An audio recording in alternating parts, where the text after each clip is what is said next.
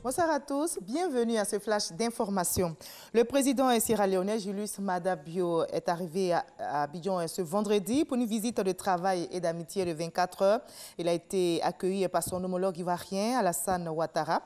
Les deux personnalités ont eu un entretien au palais présidentiel pour évoquer plusieurs sujets d'intérêt commun, notamment l'économie et l'agriculture. Les deux pays affichent leur volonté de renforcer leur coopération dans divers domaines. Le président de la Sierra Leone, je rappelle, a été élu le 5 avril 2018.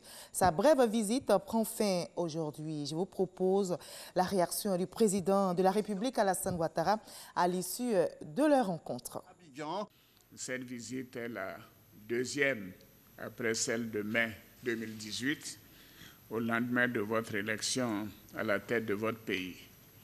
Je me réjouis donc de votre présence, qui est l'illustration des excellentes relations entre nos deux pays et des liens privilégiés entre nos deux peuples et l'amitié que vous me portez personnellement.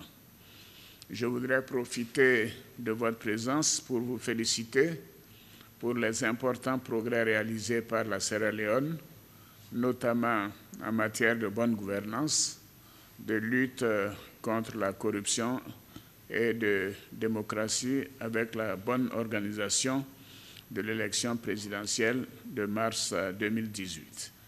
Je salue également les efforts du gouvernement sierra-léonais en faveur du développement économique et social à travers les grands chantiers structurants lancés sur l'ensemble du territoire. Voilà, nous vous proposerons l'intégralité de ce reportage dans l'édition de 20h. Coup de filet réussi par les douanes ivoiriennes qui viennent de mettre la main sur une importante quantité de drogue à la frontière ivoiro-ghanéenne. Ce sont plus de 2 tonnes de cannabis qui ont été saisies. Une grosse prise opérée par le bureau des douanes de Noé. C'est la plus importante réalisée ces dernières années.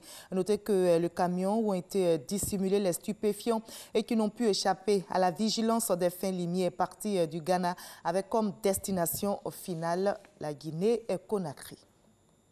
Non à la circulation de la drogue, mais également aux faux médicaments. Le ministère de la Santé et de l'Hygiène publique retrousse ses manches pour assainir le secteur et garantir la santé des populations. Ce vendredi, comme vous le voyez sur ces images, le ministre Aka Awele est descendu sur le terrain. Une visite inopinée qui a porté ses fruits dans la commune d'Abobo où d'importants lots de médicaments illicites ont été saisis.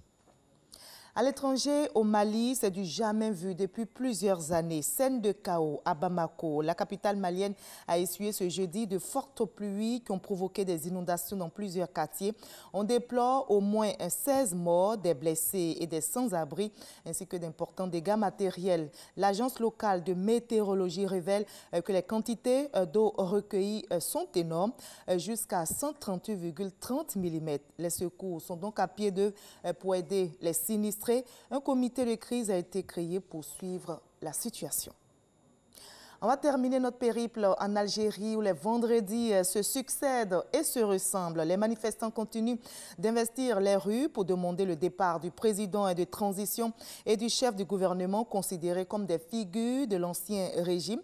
C'est le 13e vendredi de mobilisation et les Algériens demandent toujours un renouvellement de la classe politique ainsi qu'une période de transition. Dans les rues, ils disent non à l'élection du 4 juillet, non aux militaires au pouvoir.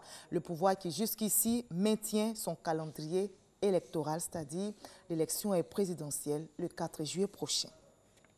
C'est ici que l'on s'arrête pour ce Flash Info, mais juste après, suivez l'info régionale pour avoir toutes les nouvelles de nos régions ici en Côte d'Ivoire. Moi, je vous dis à 20h à tout à l'heure.